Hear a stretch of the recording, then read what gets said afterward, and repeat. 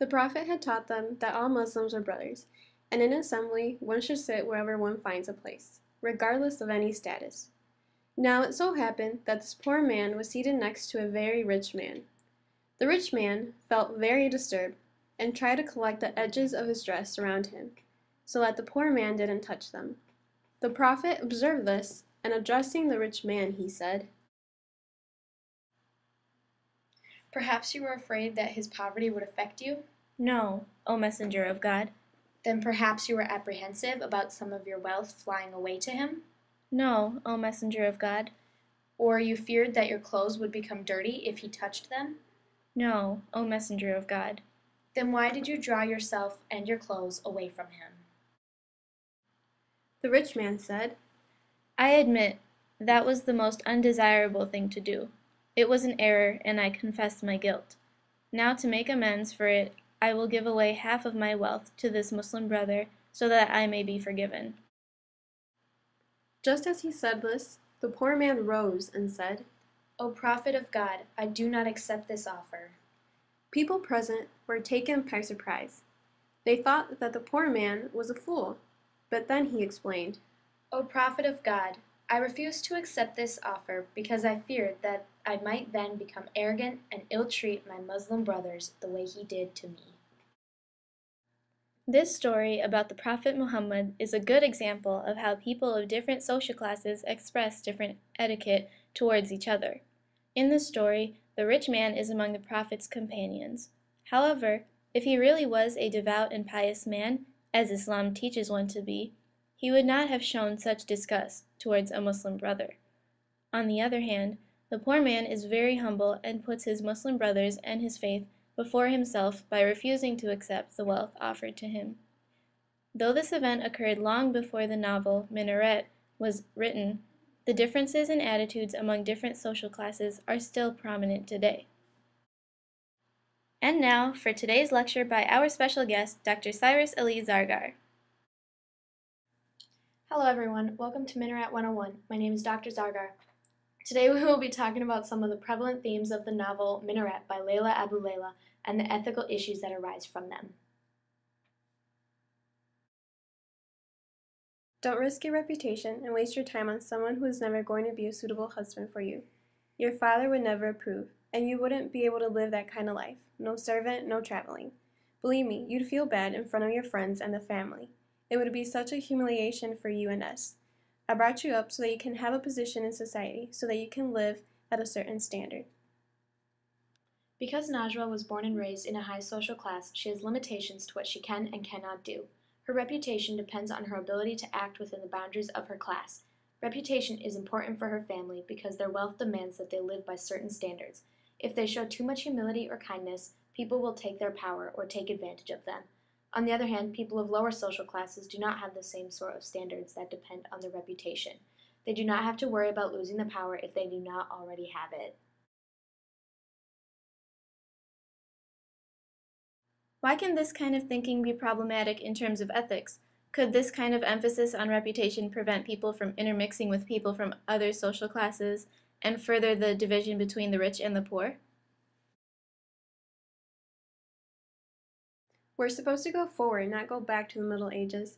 How can a woman work dressed like that? How can she work in a lab or play tennis or anything? They're crazy. Islam doesn't say you should do that. Rhonda believes that religiousness has no place in modern-day society and that materialism should govern one's life rather than religion or spirituality. Why? Does her social status have to do with her way of thinking?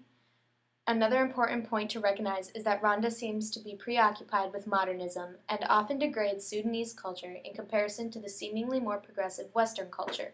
What is the relationship between modernism and secularism? Our country would take off one day like an airplane. We would become great. We would become normal like all the other rich Western countries.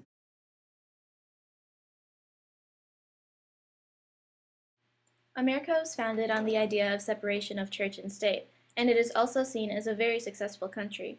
To other countries, these two facts appear to be correlated. As someone who has the money and the ability to mimic the American lifestyle, Najwa and Rhonda see America as the definition of success, and this is why they are so determined to live like Westerners. America's lifestyle and values are viewed as modern, so because of America's separatist values, America is seen as secular, therefore modernism and secularism are correlated.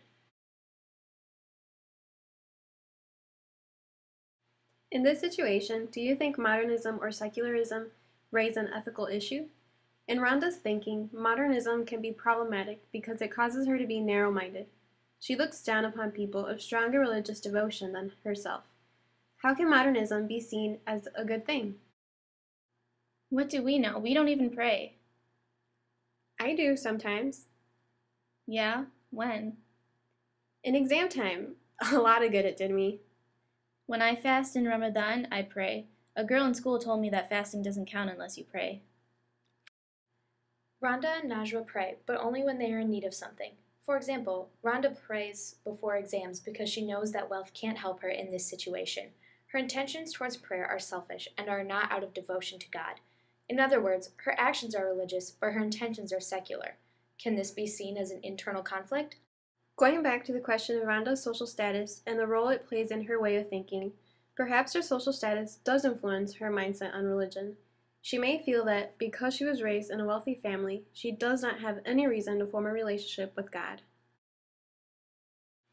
In Sudan, Najwa does not feel that she needs God because she has wealth to depend on.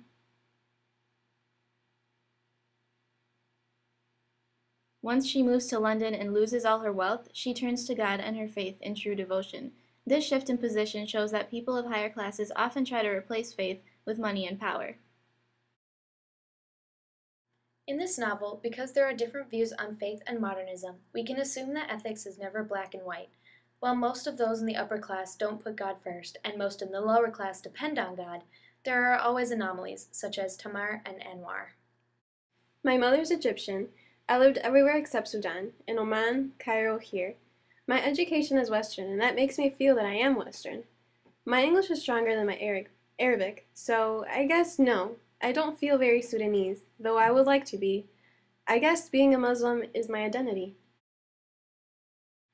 We passed a couple of Arab women dressed in black, from head to foot. Their faces were veiled. Anwar made a face, and when they were out of earshot, he said, "It's disgusting. What a depressing sight." Tamar was born and raised into a wealthy family and goes to university in London, but he is still a devout Muslim. In fact, he often puts his religion before his studies or his family. He is an example of how there are people of higher social classes who depend on God. Anwar was born into a poor family, but he does not have the same devotion to God in the way that many other people of the lower class did. He has a strong distaste for Muslims who are openly religious. This shows that we cannot use the stereotypes of social classes to define a person's character. Ethics has gray areas, and there are not always clear definitions to explain how certain people act in general. One social class has the power to affect religious views. However, one's religious views are dependent on that individual. One social class is very clearly defined, whereas one's faith is not as easily defined. The relationship between an individual and their faith is more complex than what they are labeled as. One can be called a Muslim even if he or she is not fully devoted to the faith.